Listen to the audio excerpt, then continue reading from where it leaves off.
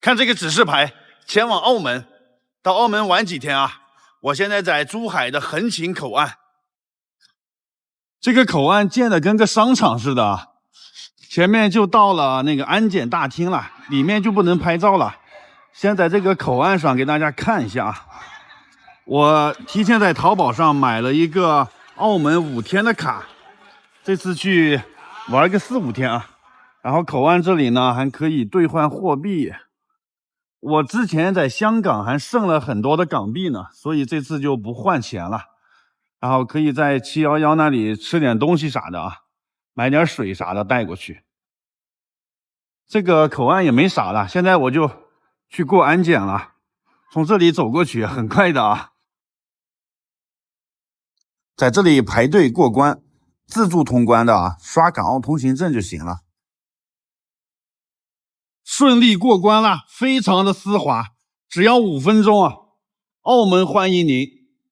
这都是国内来的旅游团在这儿集合呢，自由行的直接从这边就出关了。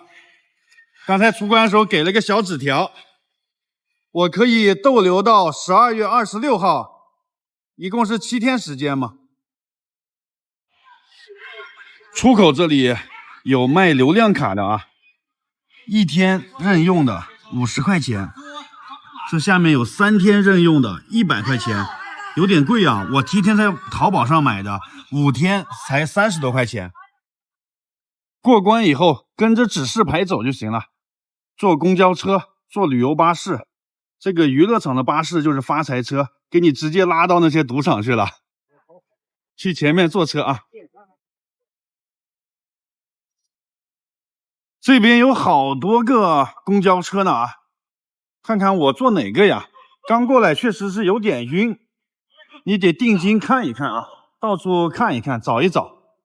还有就是刚才给的这个小纸条一定要保管好啊，可不能丢，不然住酒店的话要看这个呢。找到我要坐的车了，50路。我这次呀，先坐车去大熊猫馆，看了大熊猫，徒步到路环市区。然后接着徒步到黑沙滩，今天全程都是徒步啊，总里程呢有个7、8公里呢。澳门这里坐公交不能用微信、支付宝啊，必须用现金。坐车6块钱，自己准备零钱啊。6块澳门币，我没有零钱，拿10块的港币吧。上次去香港剩了点零钱。车来了。其实我只坐3站地啊，很快就到了。这车上还有免费 WiFi 呢。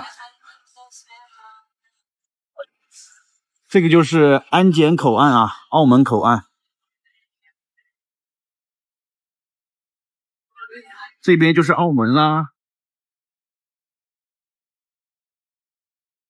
下车了，到石排湾郊野公园了，这里面就有大熊猫呢。这次来澳门第1天，选择了一个比较小众的路线，它位于澳门的最南端呢。因为上次没来过这里，所以这次第1站先来这里啊。公园里面环境挺好啊，鲜花盛开，木棉花，很安静的，很小众的这个地方啊，一般的游客不会来这里。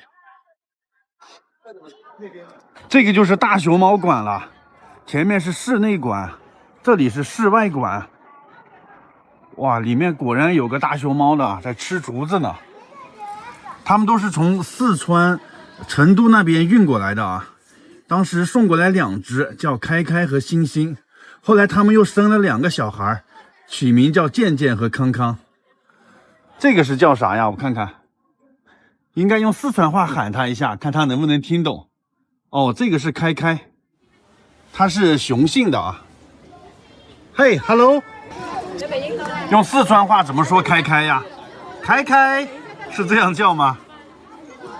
再到室内馆看一下，今天很多小朋友来这里参观啊，这里面感觉是个动物园，不光有熊猫，还有其他的动物呢。这室内馆人更多，哎，这个是叫健健，是他们的小孩，吃的真带劲儿啊。这个竹子是不是从四川空运过来呀？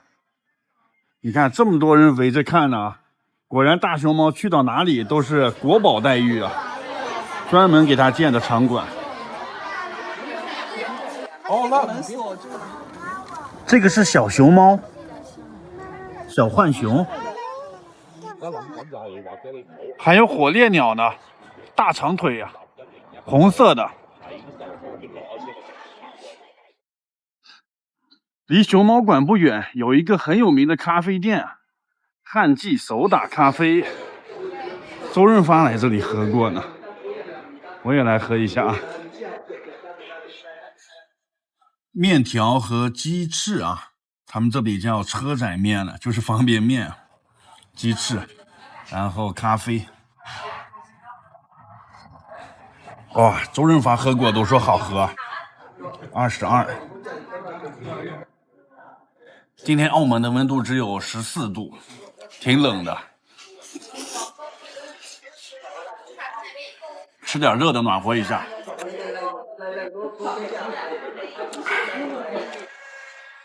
走到路环码头了，码头边有卖渔产的店，码头对面就是珠海了，看得非常清楚。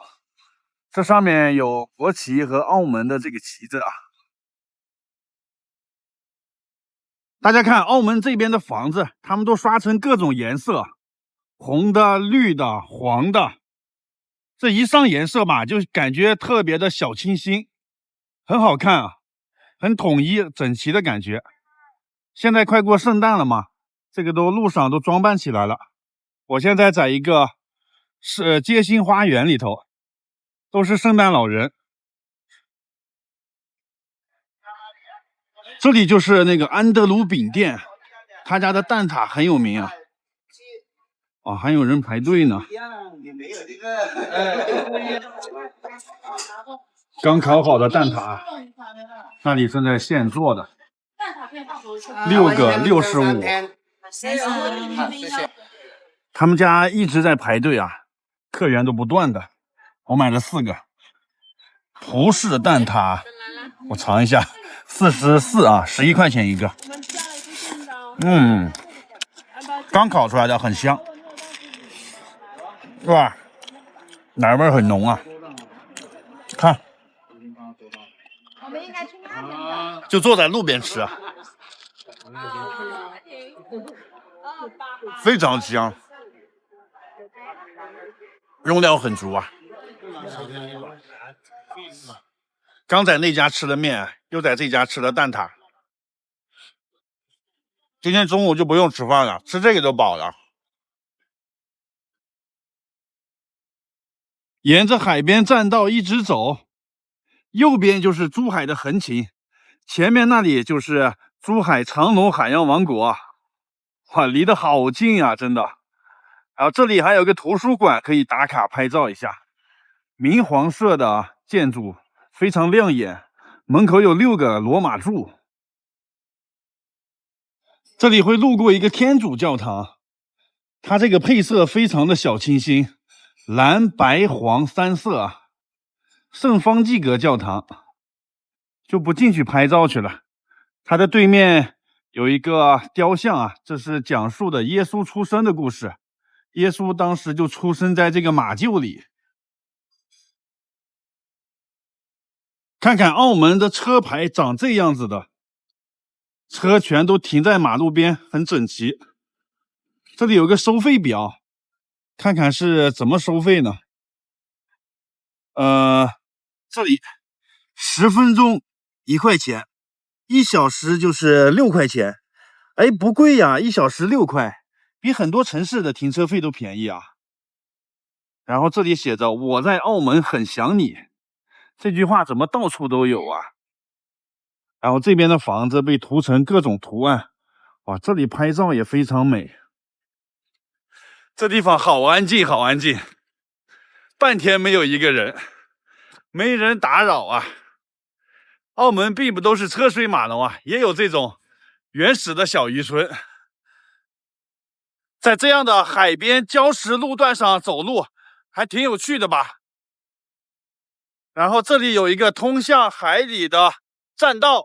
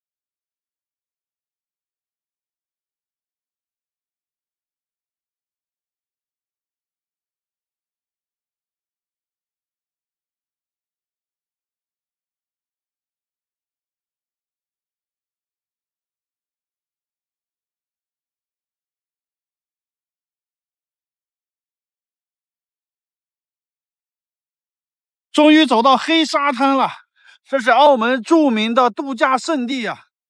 哇，这个沙滩面积还是挺大的啊，很多人在水里面玩呢。它这个沙子全都是黑色的，你看一看啊，我抓起来，哇，真的好黑呀，漆黑如墨。为什么它是黑色的？怎么形成的？是因为海里面有矿石呢，被这个冲上来了。而且被水冲过的沙滩会更黑一点，大家对比一下这两边，是不是这边更黑呀？很神奇啊！世界上那么多的沙滩，为数不多的这是黑沙滩啊！你说这人进去游泳，会不会身上都变成黑的呀？但这个季节游泳的人少啊，因为有点冷。黑沙滩的后面是一座山，山顶有观景平台。爬到这个山上去看一看啊！来都来了，上去看一下吧。这里是登山入口。看看地图，这个山叫叠石塘山，它海拔170.6米，这就是路环最高峰了啊，也是整个澳门最高的地方。我从这里往上走，哇，一路上都是这种森林很茂盛的啊，都是台阶路。170米的高度，应该不怎么难爬，没有人。叠石塘山眺望台，这里，哇哦，看前面的视野一下就开阔了，这就是黑沙滩啊，这一大片都是。这下面有一个小村庄，海边的别墅，哇，这个景色 beautiful 不 beautiful？ 哈了少不哈了少？哎呀，不爬到高山上，怎么能看到这种美景呢？看这个悬崖边有一块巨石，看着摇摇欲坠的样子啊，但其实它还挺稳固的。这个叫做风洞石，风刮大一点，它就会摇摇欲坠的感觉。你看下面接触点，哇，这也许什么时候指不定就会滚下去了。下面就是悬崖，就这个村庄和海滩边。这里有一个牌子，大家快看，这里写着路环叠石塘山最高点，海拔170.6米。哇，这里就是澳门最高点了啊！澳门最高峰的山顶，一览众山小，又是一个地理标志的地方啊！就算是很多澳门人都没来过这里呢。太棒了，在这山顶看看风景。这里有个大球，这是电视信号塔吧？环视一圈，看看在这个山顶能看到什么风景。这里是妈祖的雕像啊，然后这里有个妈祖文化村，然后看远处有一条直线，那个是澳门机场的跑道。澳门机场是完全在海里面填海造陆造出来的啊。然后这里呢是永利皇宫，澳门酒店的天花板啊。旁边这个是美高梅，像集装箱摞起来一样。伦敦人酒店，这是他那个大笨钟，哈哈哈哈！以前我来过这里啊，看起来还挺熟的。然后这边的风景被树挡住了，然后我们转到这里来，看啊，这里有条河，河的对岸就是珠海，这边就是澳门。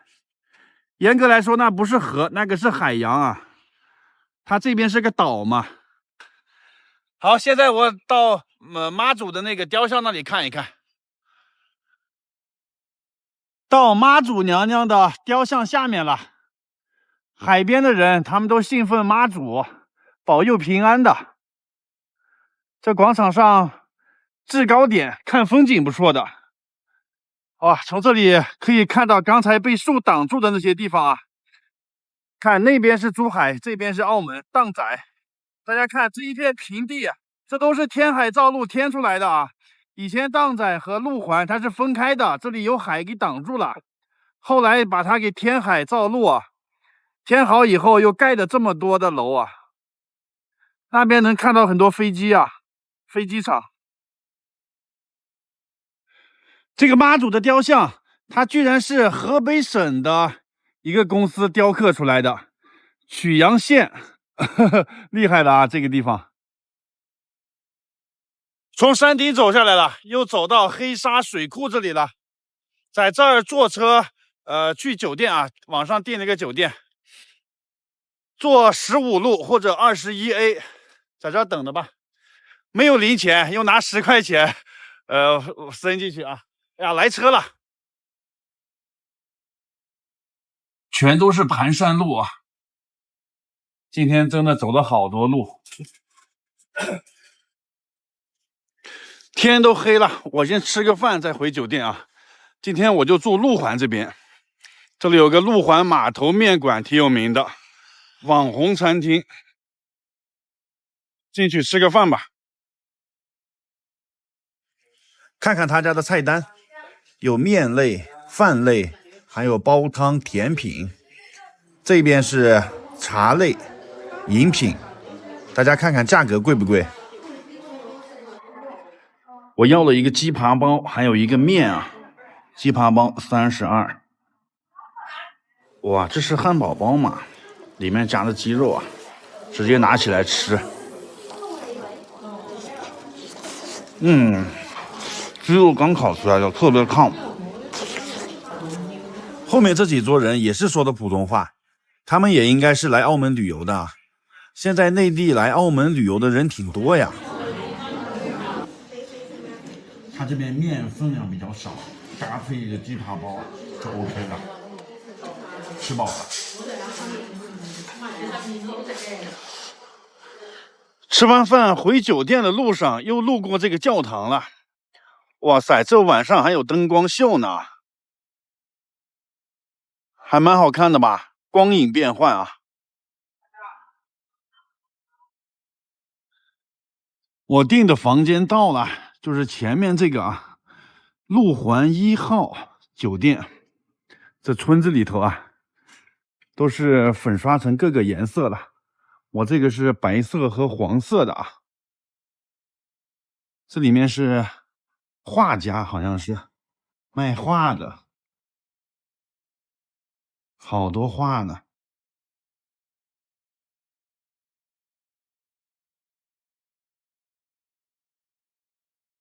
这走廊两边全是画。1楼是画展啊，然后楼上是住宿的。这里有电梯。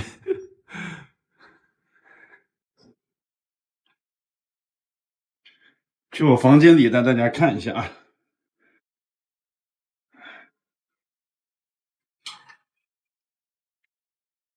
我住在这边，刷卡、插卡，看就是这么个房间，小小的啊，也就有个7、8个平方吧。卫生间这里还挺干净的啊，装修的还挺好，挺干净卫生的。虽然说有点小啊，但是干净就可以嘛。这里有个小窗户。哇，这是街景。前面亮灯的这里就是刚才的教堂，离得好近啊。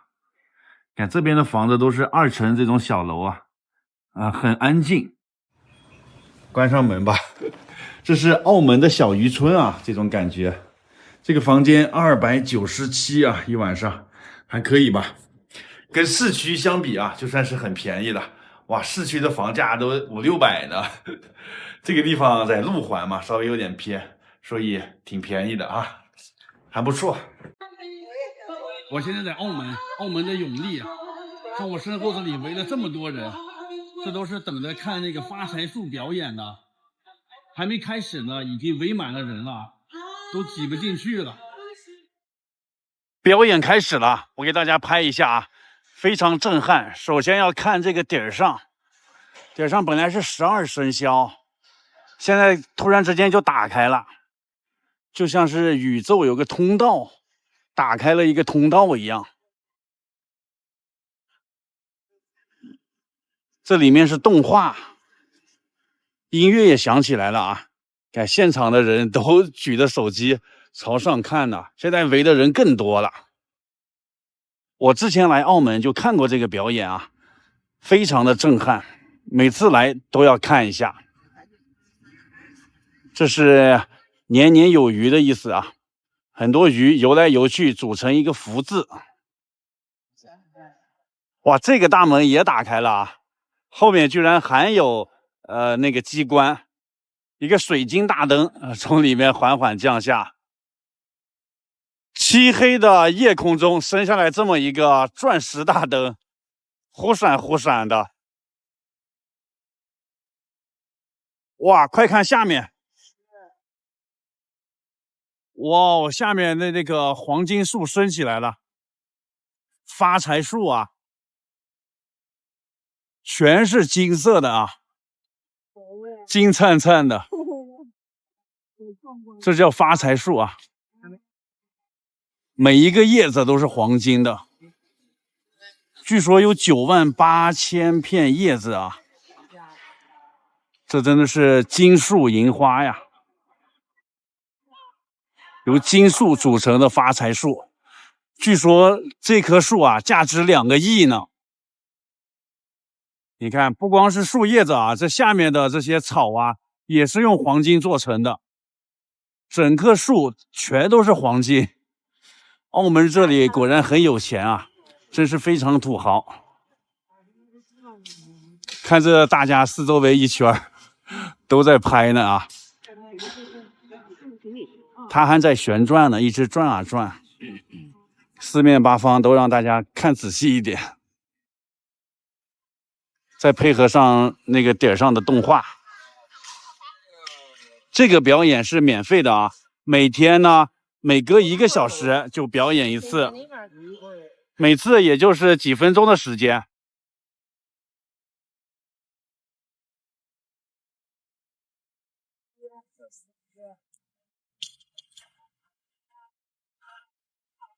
有人往里面扔硬币呢，听到那个咣当咣当的声音。见树发财呀，所以叫发财树。也祝大家今年都能够发大财啊！它转几圈，一会儿就落下去了。纯金的树，每次看这个表演都特别震撼。每次来澳门必看的节目啊，澳门有这么多娱乐场，这么多有钱的酒店，但是这个表演是排第1的。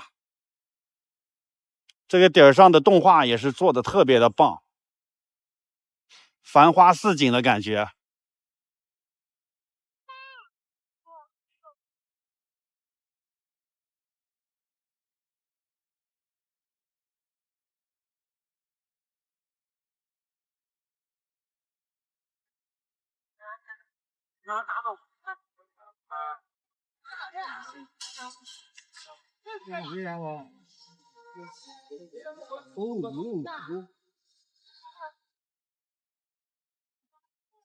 哦，要结束了，这个树慢慢的降下去了，然后顶上的那个门也要合住了，还首尾呼应呢啊！哇，这个树降的速度很快呀。没看过瘾的话，再等1个小时，还可以再看下一场。降下去的时候还冒起一股烟来，仙气飘飘的感觉呀。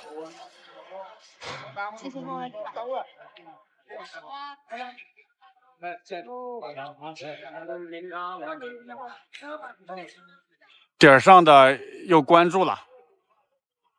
哇，下面这个也起来了，要关住了，把发财树藏在里面啊，怕别人偷走。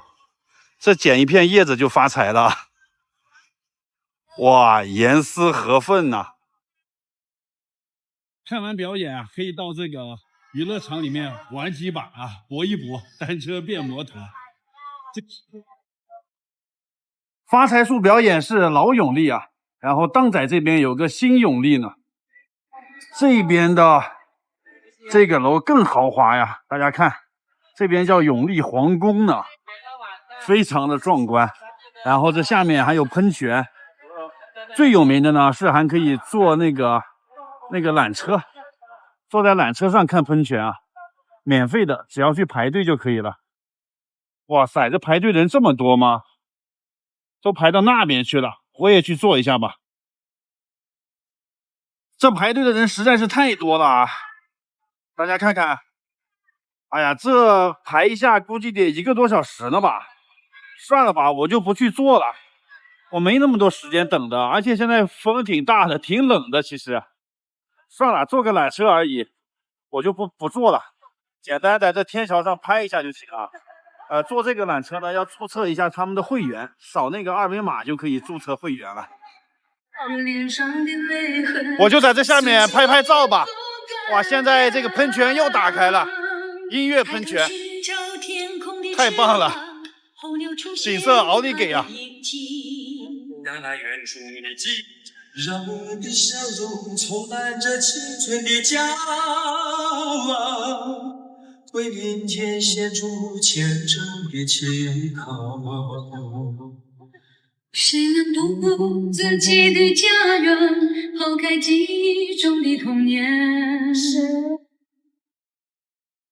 这边的永利大堂里面是这个表演啊，一个玩偶，一上一下的，跟发财树差远了。但是这边装修的更豪华，看这个内部，就像皇宫一样啊，所以叫永利皇宫。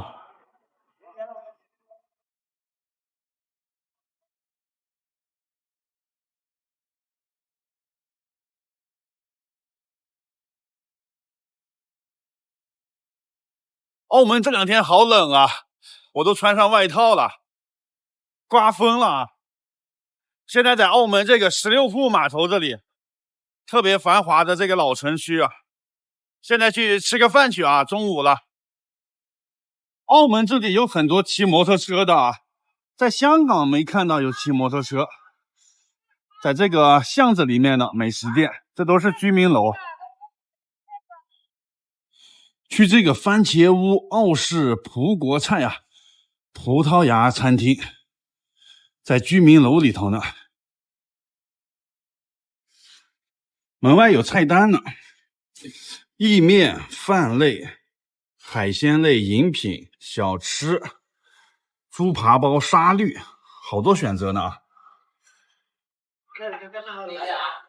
人挺多呀，都坐满了。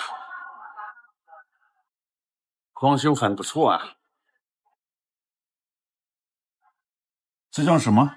马介小球，第一次听这个名字呀。蘸点番茄酱啊，这就是红薯。鸡肉焗饭啊，葡国风味鸡肉焗饭，上面是鸡肉，下面是饭，拌起来吃吧。这个都拉丝了啊！我现在在澳门的地铁上啊，这个地铁它是无人驾驶的，前面没有司机啊。然后坐在这车上，看看澳门两边的这个永利皇宫，他们家最有名的是那个缆车，但是下午才开呢。旁边这个是上葡京，这是赌王何鸿燊的啊，盖的非常的豪华阔气。对面这个是美高梅，跟集装箱似的啊，一个一个的摞起来。旁边是喜来登，一个 S 的标志。这个圆球是东亚运动会的会场啊，场馆。看这个酒店的中间有一个8字，八字里面是摩天轮啊，这个叫摩波斯酒店吧，也是特别豪华的。这个是巴黎人酒店啊，这里有巴黎人，有威尼斯人，还有伦敦人。这个是威尼斯人啊，上面威尼斯那个英语怎么读呀？它这个楼盖得很整齐啊，外面没什么特点，但是这里面有那个人工运河，把威尼斯的运河搬到房间里去了。这个金碧辉煌的城堡一样的，这是澳门的银河，哇，相当的豪华了啊，非常有排面。这个是荡仔岛的居民区，跟刚才那些大酒店比起来，这边的这个楼就特别的密啊，每一栋楼都住了好多人的，而且每栋楼挨得都很近。这个楼应该有个15、16年了吧，看着不怎么新了。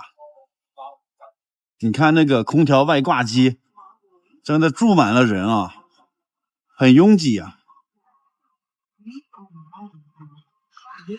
这是澳门的跑马场啊，跑马场地。看对面有一个大树的那个酒店，那属于珠海了，跟三亚的那个大树酒店外观很像。大树酒店那边的摩天大楼全都属于珠海啊，珠海离澳门非常近，就隔着这一条河。再往前走就要钻入海底隧道了。这个完全是走的海底隧道，什么风景都看不到，在海底下穿过去啊。我就在马会这一站下了，因为这后面呢有一个小潭山，我要爬到山顶去看风景。跟着指示牌，小潭山往这边走。小潭山公园在那山顶呢，正好有一个电梯可以坐上去，省了体力了啊。出电梯，哇，是一个很漂亮的廊桥。已经到了这些大楼的后面了，这就是刚才居民楼的后面啊。这条马路居然叫做里斯本街，里斯本是葡萄牙的首都啊。当时葡萄牙人占领了澳门嘛。走到半山腰了，视野已经开阔了啊，风景已经好起来了。哎呀，而且现在太阳也出来了，好暖和呀。这2天我来的都是澳门的冷门景点，一般游客不会来的地方啊。从另一个角度看看澳门，上山都是这种小路，台阶很多，树木茂盛，但是没有人。没想到澳门市区还藏着这么一个闹中取静的地方啊。这个小潭山山顶上并没有观景台，我说我找了半天没找到啊。原来它这个观景台啊是在后山呢，在山腰的地方，就是这里了。大家看一看，哇，这个风景和视野非常棒啊。然后对面呢就是澳门半岛，我现在站的这里啊是荡仔岛，昨天去的地方是路环岛。澳门就由这3部分组成啊。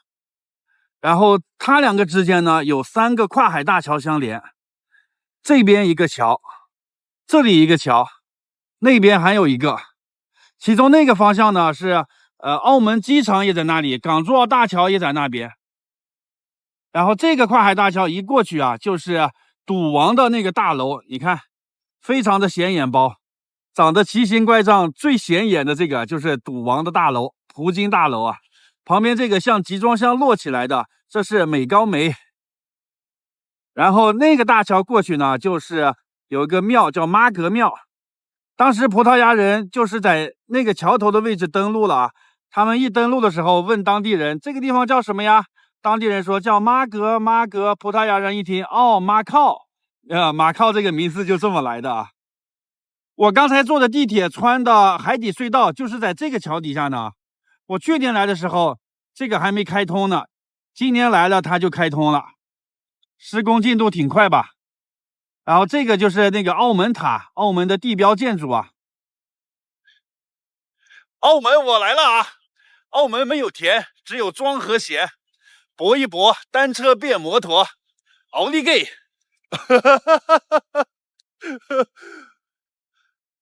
从山上下来了，现在去吃个饭去啊。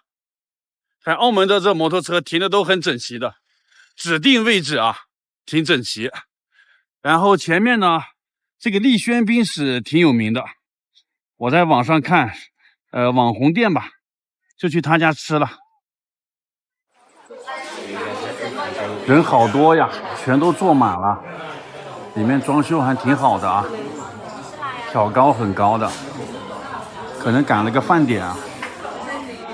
我点了一个牛肉滑蛋饭，还有一个西多士，这个是面包。这是澳门的菜单啊，这边是面包类、小吃类，还有面。这边是主食，中午有套餐，早上也有套餐，还有下午茶，好多种的选择的。这是奶茶都上来了，滑蛋牛肉饭，上面是牛肉，下面滑蛋，里面包的米饭啊。这个是拌着吃的吧？没有筷子啊，只给了个勺子。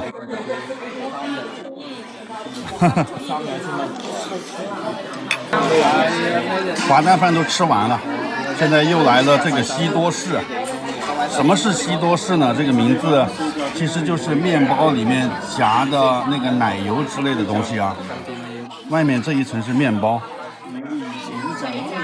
我切开看一下里面。这个是刀子和叉子啊，也没有筷子，一个手实在是不好操作呀。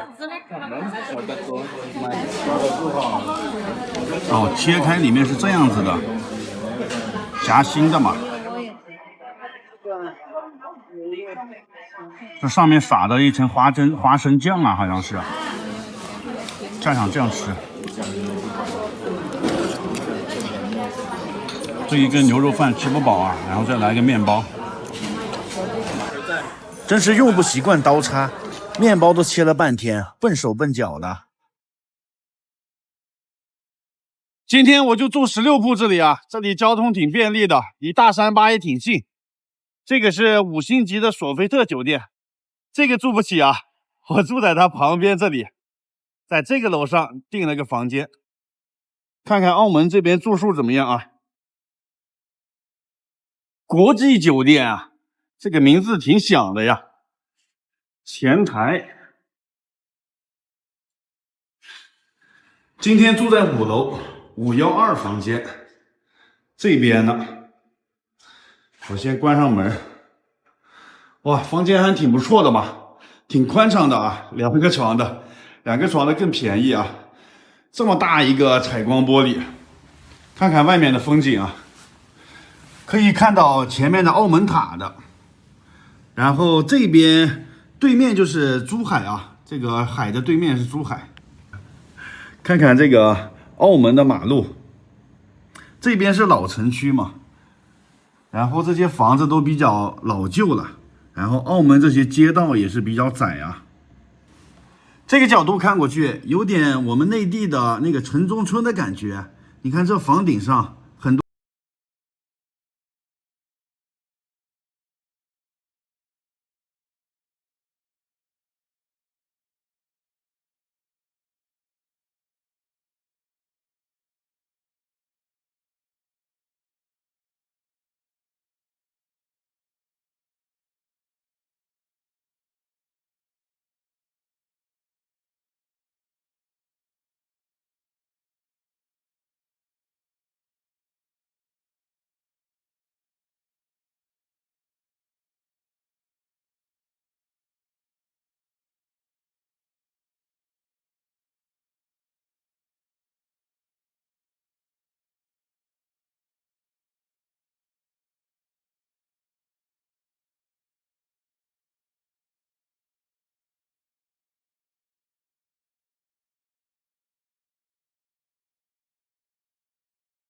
澳门回归祖国的时候，咱们每个省份都送了礼物庆祝回归的。这些礼物啊，现在就都放在我身后这个大楼里面，这叫做澳门回归贺礼陈列馆啊。你知道你们省份送的是什么礼物吗？进去带大家看一看啊。就在前面这个展厅呢，以前我来过一次啊，拍过一次，很多人喜欢看这个，这次我就再重新拍一次。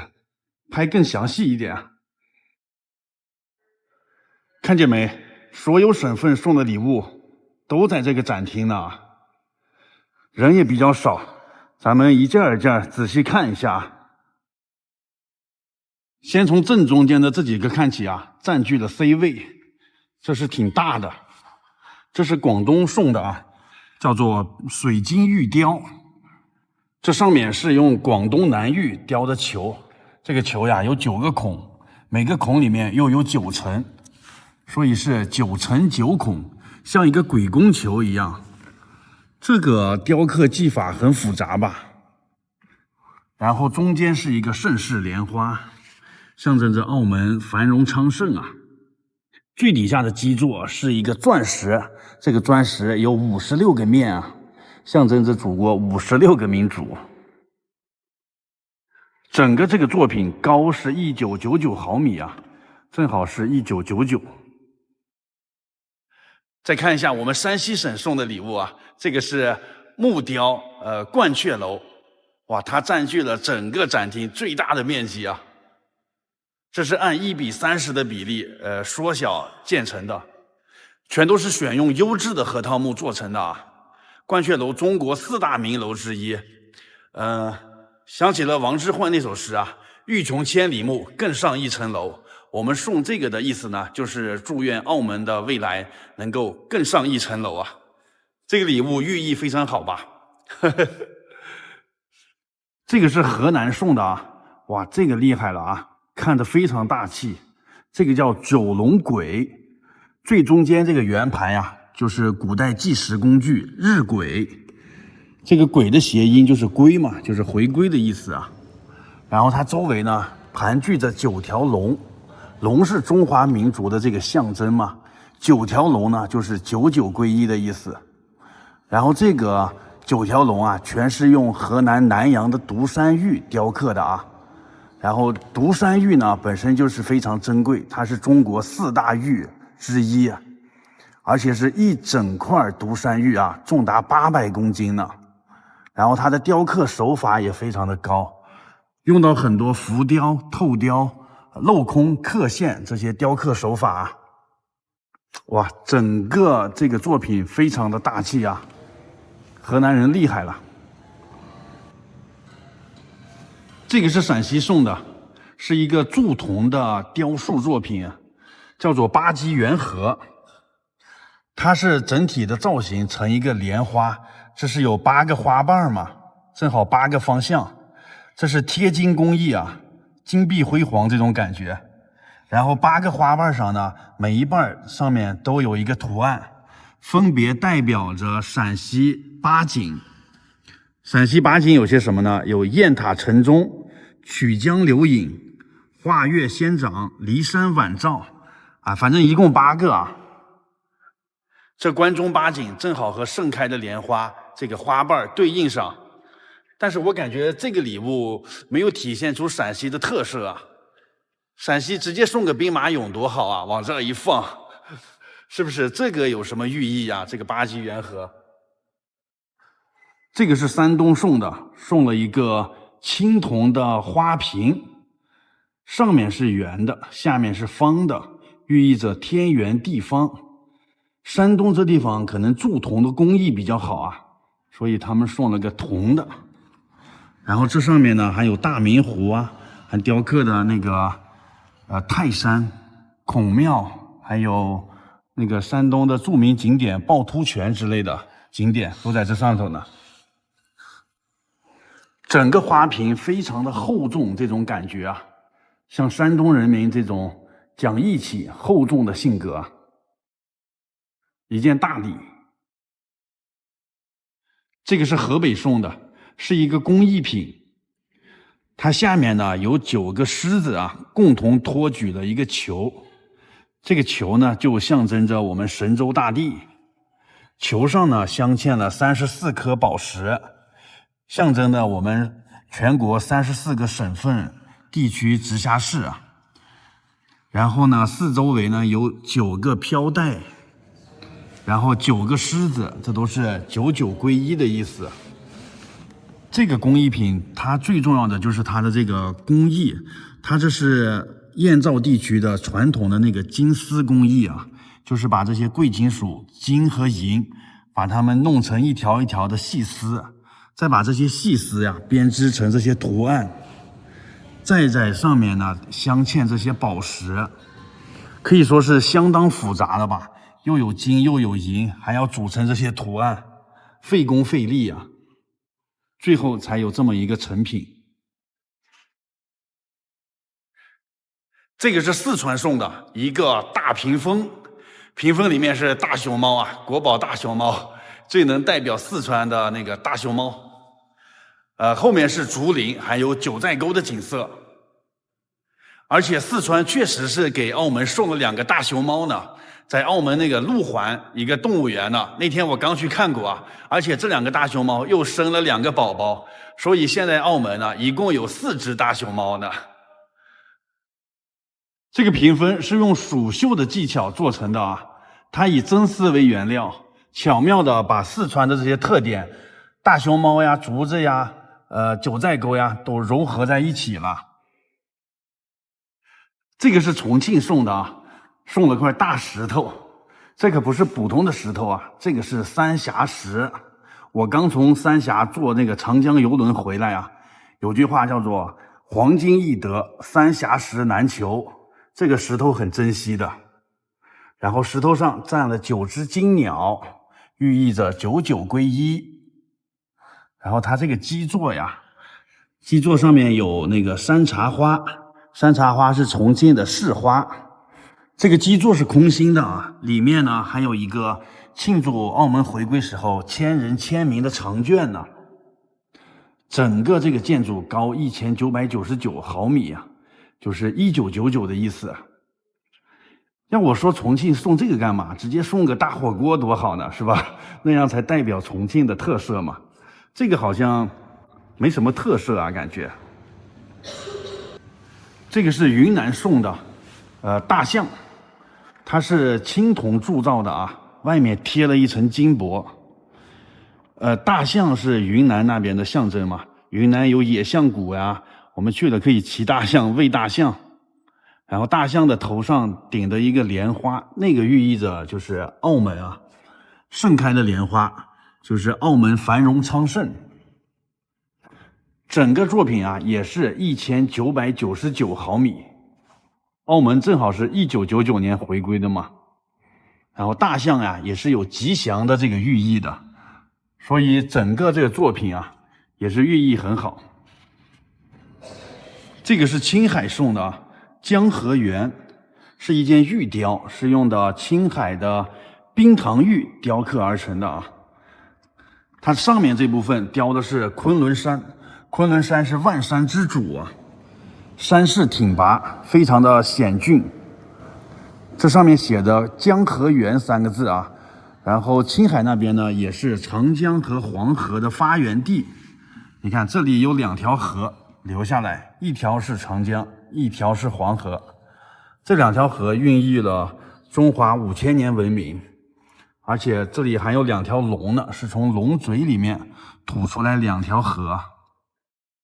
这也是一整块冰糖玉雕刻而成的啊，然后放在这个基座上，基座上呢还雕的梅兰竹菊这8种吉祥物啊，寓意着这个欣欣向荣、吉祥如意的意思。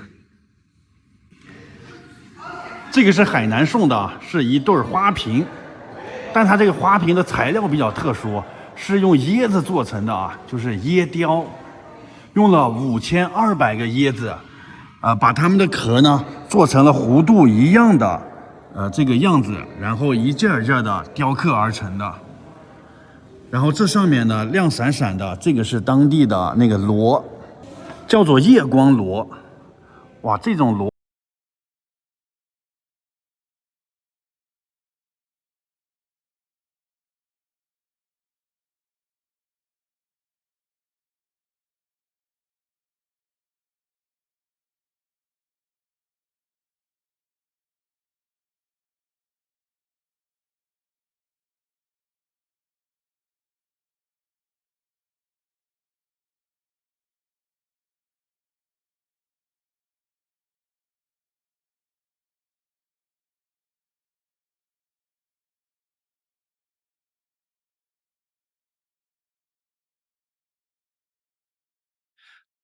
这里是澳门回归鹤里陈列馆，接着上个视频啊，继续参观我们澳门回归时候每个省份送给他的礼物啊。这个是浙江送的2龙戏珠，2条龙啊，然后上面是珠子。这2条龙就是象征着长江和黄河，我们都是龙的传人嘛。然后这个龙珠呢，象征着澳门啊，我们把这个龙珠呢捧在手心里，这种感觉啊，庆祝澳门回归嘛。而且这个龙它是用竹子编成的啊，浙江那边很多竹子啊。然后仔细看看这个龙的身体，竹编艺术。这个是江苏送的，它是一件木雕作品，叫做花好月圆。它用了很多名贵的木材啊，这是紫檀木、香檀木。这2种木头呢，它不光是非常的稀有，它还带有特有的香味呢。所以这件作品啊，它是很香的。可惜它在这个展厅里面呢，我闻不到它的香味儿。这如果打开以后，应该是很香。这2种木头啊，高贵典雅，是木中之王啊。这个是福建送的啊，是一个石雕，它用的闽中瑰宝寿山石为原料的。它上面呢雕的是武夷山的景色，然后下面雕的福州的那个古榕树，这榕树都是枝繁叶茂啊。然后中间呢又点缀了很多亭台楼阁、人物、飞鸟、行云流水啊。湖南的来的啊，这个是湖南送的，它是一个石雕，这个叫做龙球，它是用的湖南特产菊花石雕刻而成的啊。这个石头的特点就是呈这种黑色或者是灰色，然后这上面呢天然的有这个白色的菊花。这个球它有2层呢，外面这层呢是有盘着5条龙，然后里面那层呢还盘着2条龙呢。但是在里头可能看不太清楚啊。然后我们看它这个外框，这个木框呢也是2条龙，这就是加起来一共9条龙了啊，99归一的意思。这2条龙2龙戏珠，它这个龙球是能转的啊，转动自如，球中套球，很有动感啊。这个是河北送的，是一套编钟。它是铜铸的啊，这是以湖北出土的那个真猴乙木的编钟为基础设计铸造的。人家那个出土的编钟是可以单独的演奏的啊。这是战国时期一个诸侯王他的墓里出土的这个编钟。这是战国时期2000多年前的乐器啊，可以独立演奏。但是湖北你送这个礼物，感觉跟澳门回归有什么那个联系吗？它取名普天同庆啊，可能是这个有点联系，大家共同庆祝澳门回归这个意思。这个是安徽送的，是一面铜镜，然后镜面上呢写的99归一4个字，然后这个镜的最中央雕刻的安徽的最有名的黄山迎客松。还有祥云，有那个摩天大楼，还有一座桥，桥和摩天大楼代表着澳门，祥云和迎客松代表着安徽。然后它这个铜镜呢是安放在下面这个底座上的，这个底座是一个根雕，你看这里写的2个字，归根，就是落叶归根这个意思。根雕加上圆镜，有这种圆圆满满。破镜重圆的意思啊。这个是吉林送的啊，是用的吉林长白山的紫椴木雕刻的，它是一个木雕。然后这个后面呢是长白山吉林那个天池，然后这里有2个鹿，一个小鹿，一个大鹿，大鹿就是谐音嘛，大鹿，小鹿呢就代表澳门，就情同父子啊。这个是黑龙江送的啊，2个瓶子。这个瓶子有点特色，因为它是用的那个小兴安岭地区的山核桃粘接而成的啊，因为核桃是中空的嘛，所以它做成了以后就是有这种镂空的中空的效果。哇，这都是一个一个的山核桃这样堆积的啊。然后瓶口的左右位置对称的呢，有2个汉白玉的那个花，那个象征的是澳门啊。然后这个下面呢还挂了2个玉环，就显得更雍容华贵了。哇，然后这个山核桃以前看过一个，就是好像随便抽掉一个，这整个瓶子是不是就倒掉了？有没有那个效果呢？一共是有2只呢，这个拼接起来也是很费时费力的吧。然后这个花瓶的高度是1999毫米，也是寓意着1999这个年份啊。这个是辽宁送的，也是一块玉雕，用的是辽宁岫岩那边的岫岩玉啊。这个玉也是很珍贵的啊。岫岩玉呢，它质地细腻温润，是玉雕的首选材料。然后这上面呢雕的有9个狮子滚绣球，然后后面呢还有9朵莲花，还有雕的玉兔，雕的天宫中的一些景色啊，就是天上月圆，人间团圆这个意思啊。这个是江西送的，一看这2个瓶子就知道是江西的特色啊。江西景德镇陶瓷2个大花瓶，然后这个瓶子上呀，一共有99朵荷花，寓意着99归一的意思。荷花嘛，也是澳门的代表啊，盛世荷花，99归一。2个巨大的荷花瓶啊，拍个照吧，工艺品嘛。这个是甘肃送的一个青铜鎏金的雕塑。甘肃最有名的就是敦煌的飞天，所以这个雕塑也借鉴了飞天的元素啊。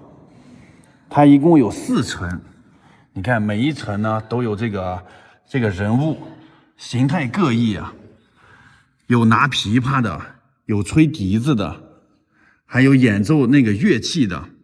然后上面这几层呢，有手拿托盘托着宝珠的，还有这个飞天造型的，每一个人都形态各异，一副安乐祥和的这种感觉啊。然后下面的底座呢是一个盛世莲花，它一共有56个花瓣啊，象征着56个民族。最值得一提的就是这个雕塑，它是用湿蜡法做成的。什么是湿蜡法呢？就是先用粘土做成它这个模型，然后外面裹一层蜡，在蜡上面雕刻这些花呀什么的，再在上面裹一层粘土，然后把它们整体加热，一加热了以后，这个蜡它就融化了嘛，就流走了。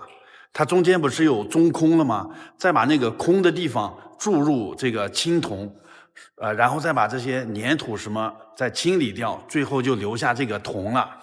所以这个叫湿蜡法啊。整体上造型优美，很有艺术价值吧。这个是贵州送的，是一个铜鼓，哇，非常具有贵州那边少数民族的特点啊。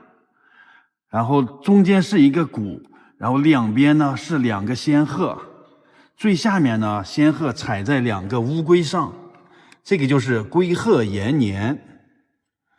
最厉害的啊，就是这个仙鹤的眼睛，大家看是由红宝石镶嵌的。然后我们看下面这个乌龟，它的头呢是一个龙，它是龟壳龙头，龙的眼睛呢是用绿的水晶石镶嵌的，有点反光，在这个角度看一下，是不是它这个眼睛这个绿水晶看得非常清楚啊？这一个龙就是2个眼睛，这一共是4个龙头呢啊，8个水晶呢。然后这个仙鹤呢是8个这个红宝石，也不知道去哪儿找这么大个的这个宝石和水晶啊。然后这个鼓上面啊还雕刻了很多的吉祥图案，有鱼啊牛啊，贵州人民载歌载舞的这个欢快的场面，所以这个叫做欢乐谷。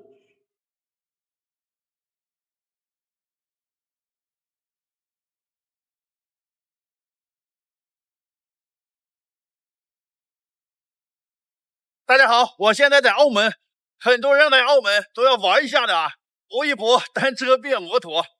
看我身后就是澳门赌王何鸿燊的场子啊，新葡京大楼。哇塞，这个大楼真是金碧辉煌，这夜景非常的美啊。可惜这赌场里面他不让拍照，不让拍视频啊，不然我肯定要进去拍一下的。虽然不能拍赌场，但是我们也可以进去看一看。也可以拍拍大厅之类的公共区域啊，而且这个大厅里面呢放的赌王何鸿燊的收藏品呢，每一件都是价值连城。从这里是入口啊，带大家看看他那个收藏品吧。他家这门口都很多人呢，非常知名的一个地方啊。前面就是赌场，但是里面不能拍了，到那边吧，那边是酒店。住店的往那边走，玩的就到这里面，非常的装修很好吧。他的收藏品就在前面放的呢啊。大厅里摆放的一个好大的圣诞树啊，然后他的这些收藏品就在这大厅里放的呢。很多住店的客人啊都没有注意，就路过了。你比如说这一件，这都是象牙雕刻的啊。然后呢，对面这里还有纯金雕刻的这个，然后这边是玉雕，然后你看这两边都摆放的呢啊，然后再转到这边，这个才厉害呢，这也是纯金雕刻的一个龙舟，然后后面还有一幅那个名画，这每一件都价值连城。我带大家仔细看一看啊。我从网上百度上搜了搜资料，简单的给大家讲讲。先看这个龙舟吧，它是纯金打造的啊，用了380公斤黄金呢，真是太土豪了。全长3米多，高度1.4米，它是仿照乾隆下江南时候乘坐的龙舟来雕刻出来的。我们走近一点看看细节，这每一个龙鳞都看得很清楚啊。龙身上呢又有很多的亭台楼阁，上下好几层，一共有100多个人物呢，每一个人都形态各异，各不相同，可以说是再现了康乾盛世的景象。这个龙舟值多少钱啊？你看它是用了380公斤的黄金，我们现在按每克黄金500块钱来算，大家赶紧乘一下，光是黄金的价值就将近2个亿呢，哇，真是太有钱了。这个黄金龙舟太霸气了，必须得拍张照啊！皇帝坐的龙舟，哈哈哈哈。再看一下这个收藏品，它的长度和高度都超过2米，它是用已经灭绝的猛犸象的象牙雕刻而成的啊。这里雕刻的呢是万里长城，从山海关到嘉峪关，万里长城沿途的景象。为此呢，他是请了专家团队去实地考察过，反复论证过，然后才开始雕刻的啊！哇，每一个细节都是栩栩如生，可以说把万里长城的风貌展现的淋漓尽致。快看这个玉雕，这不是翡翠玉白菜吗？白菜的谐音就是百财，做生意的人很喜欢这个寓意啊，百财百财就是发财的意思啊。这是用一整块玉雕成的白菜啊，还是看看它的细节。哇，你看这个菜叶，还有这上面的脉络都清晰可见。不光是玉的质地好，这个雕刻的人他手工也是非常的好。翡翠玉白菜很有名，也得拍张照啊，不能放过。再看这个作品，叫做音乐钟，它可是慈禧晚年最喜欢的几个宝贝之一。它也是用纯金打造的啊。钟的顶部有一个天官，每到整点的时候，天官就会出来报时，寓意着天官赐福，哇，非常的巧妙。然后钟的下边呢是有一个八仙，也是到整点的时候，这个八仙它就会转，这应该就是最早的机械钟啊。然后这下面呢还镶嵌着很多的宝石、钻石、玛瑙。在众多收藏品当中，赌王何鸿燊最喜欢的是这一件，这是一个玉雕，叫做鱼和熊掌可以兼得。你看熊背上呢趴着好几条鱼，熊的嘴里面也叼着鱼，这就是鱼和熊掌可以兼得，就是鱼也要，熊掌也要。这个作品就表明了赌王的远大志向啊！你敢相信吗？这是一座金山，真的是黄金做成的山啊！我们形容一个人有钱，都说他家有金山银山，这真的是一座金山。这个金山描绘了一幅江南春天的景色啊！我们看这座山上呢，有耕作的农民，有亭台楼阁，有垂杨柳，还有宝塔啊，一幅这个陶渊明笔下与世无争的田园生活，这么一幅景色，非常的让人向往。用纯金雕刻出来的一个田园景色，哇，真的是太让人叹为观止了。就这么大一坨黄金放在这里，让你搬你都搬不走啊，太重了啊！再看这一组收藏品，这像是宫廷的物品啊，尤其是中间这把椅子，这可是龙椅，是康熙晚年做过的龙椅。这把椅子的靠背上是有龙的图案的，大家仔细看。这把椅子呢，后来就流落到海外了，辗转了法国、美国很多地方，最终呢，赌王何鸿燊以1300多万的价格把它买下了啊，使这件国宝呢又回归祖国了。再看一下这个收藏品，它是一个巨型的玉雕作品，重达1.95吨呢，通体都是翠绿色，就连它的基座啊都用的是加拿大的玫瑰石。这个玉雕的主题是大闹天宫，最上面雕的一个如来佛祖，然后这下面呀都是成百上千只猴子。这边还有一个象牙雕的作品，它也是用上万年前已经灭绝的猛犸象的象牙雕出来的啊。这个象牙一整根非常的珍贵，雕的也是孙悟空大闹天宫，成百上千只猴子啊，每一个都形态各异。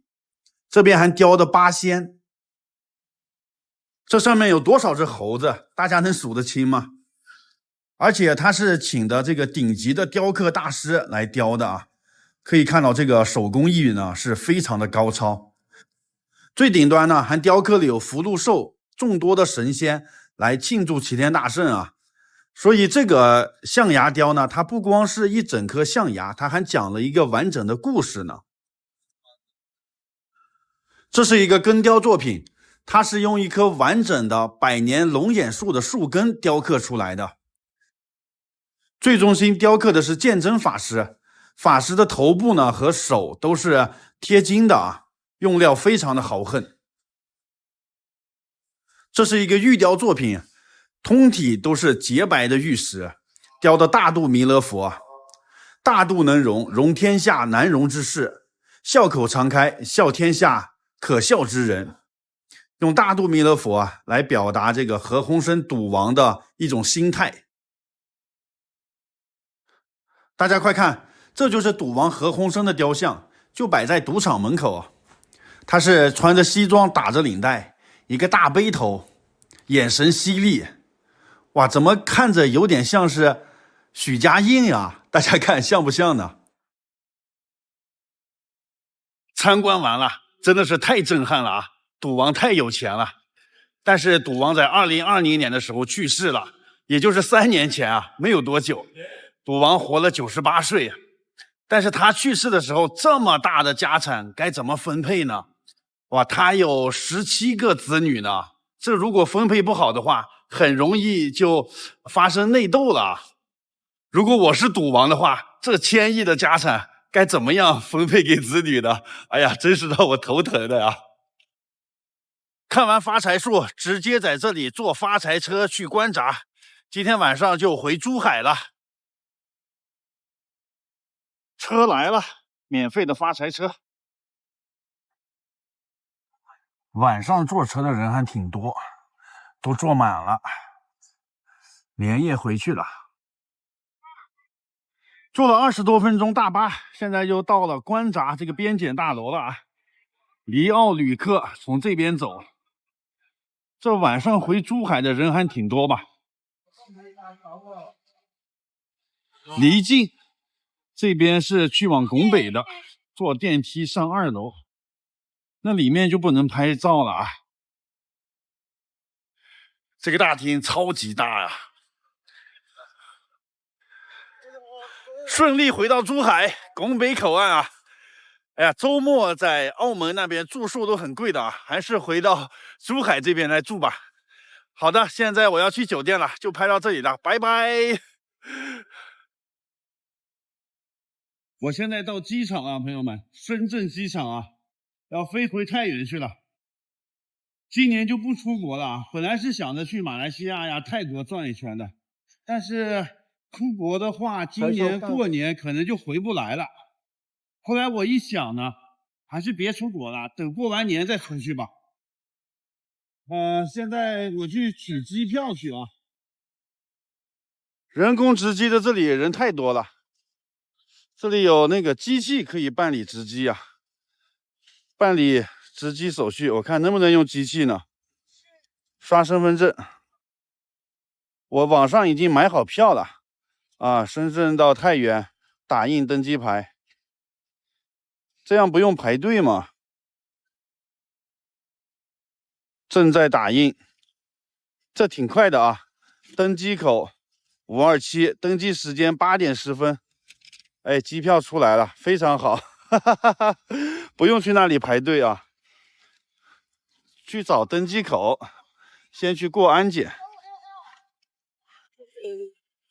从澳门回来不是在珠海吗？现在怎么又跑深圳来坐飞机了？是因为深圳这边的飞机更便宜啊，只要500多。珠海那边出发的话是800多呢，所以我就跑深圳来了。我这个行程都是临时决定的啊，事先都没有什么规划。在这边排队过安检，排队的人好多呀，所以要提前来呀。过完安检了，现在去登机口，看看地图，有这么多个登机口呢啊！我要找到我的那个登机口，这每一个口上都停着一个飞机。我是527在这边呢，然后我现在在这儿，往那边走。指示的路牌非常清楚啊。那里面有个肯德基呢，没吃早饭的可以吃点。我这个飞机是含早餐的，所以我就不吃了。这边有厕所，上飞机之前都赶紧上一下。那有些人一上飞机那就来事儿了，这个那个的可多事儿呢。上飞机之前把那些屁事儿都办完了。527就在这儿呢，在这儿排队检查就可以登机了。我们的飞机是这个波音738，每排3个座位，我在22呢，前面几排都坐满了。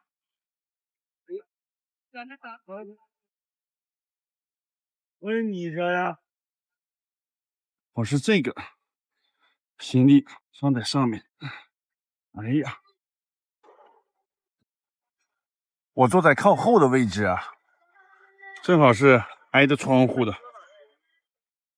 我在这个翅膀的后面呢，看这有一排的飞机啊。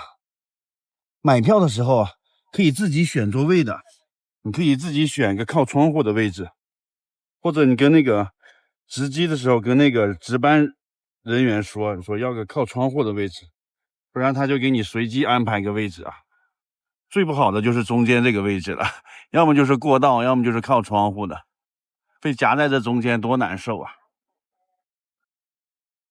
飞机开始动了，这时候可以调成飞行模式啊，不用关机也可以。我是日本自航班。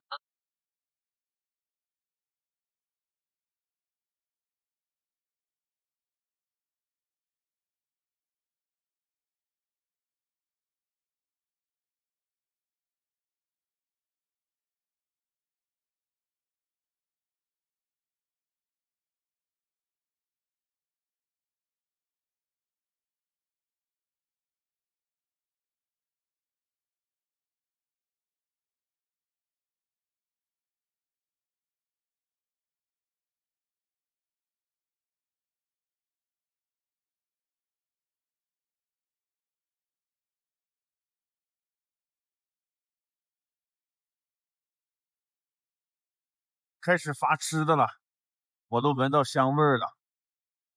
这边发吃的，那边发喝的。饮料有苹果汁、椰汁、七喜，还有可乐和矿泉水。这么多盒饭呢！看一下吃些啥呢啊？这是面包，还有一个香蕉，这是萝卜干，这是刀叉和一个湿纸巾。再看看这个里面，这早餐还挺丰富的呀。这里面是炒鸡蛋，还有豆角，这应该是薯饼吗？土豆饼，还挺丰盛的吧？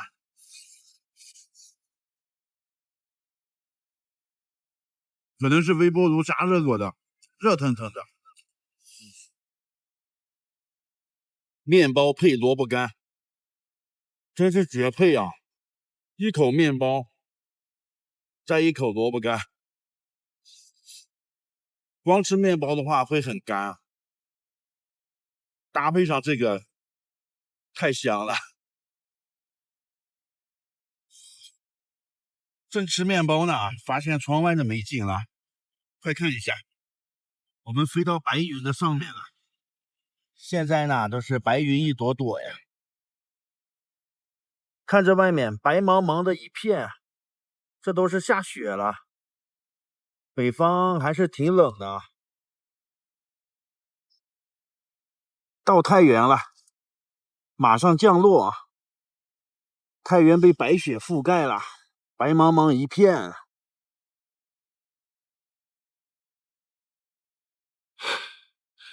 下飞机了，哇！太原今天零下10度啊！我从深圳零上10度的地方，一下来到零下10度，差了20度的温度啊！好冷啊，都没有厚衣服，赶紧打个车回去了啊！这路边的雪都没化呢，而且我说话都有哈气呢，现在，哎呀！